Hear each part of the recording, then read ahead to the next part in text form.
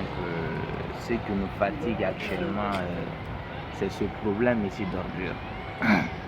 Nous avons tout fait pour qu'ils puissent, c'est-à-dire une fois que maintenant les ordures s'aggluent à un niveau pour qu'ils puissent venir ramasser.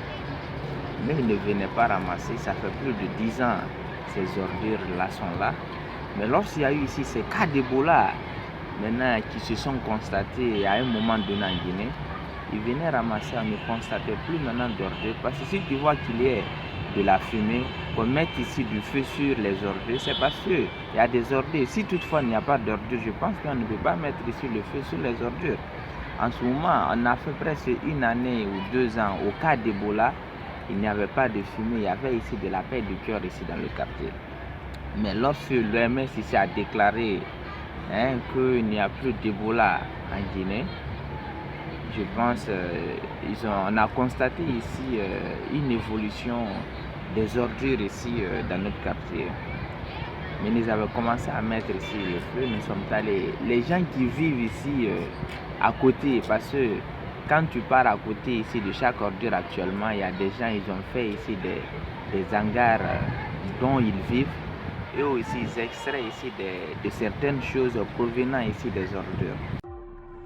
Je suis citoyen de ce quartier. Il y a eu l'accumulation des ordures à cause à Kankareko dont nous sommes aujourd'hui. Mais cela nous cause des problèmes qui sont énormes. Par exemple, quand les ordures s'accumulent ici, les gens viennent mettre du feu et les fumées nous causent des maladies respiratoires. Des fois, ça peut nous enrhumer. J'appelle l'État guinéen de nous aider afin de ramasser ces ordures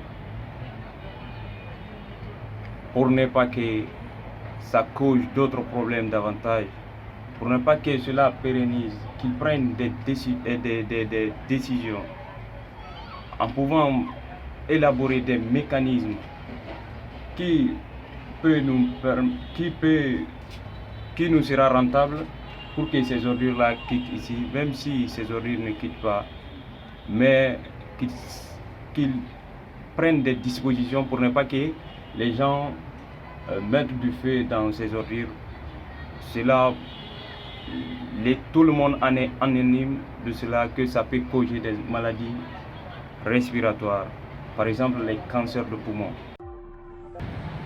Nous sommes allés leur voir et disent que non, ce ne sont pas eux, que ce sont les fous ici qui mettent ici le feu. Je dis non, vous vivez, vous dépendez ici de ces ordures. Sans ces ordures, vous ne pouvez pas vivre.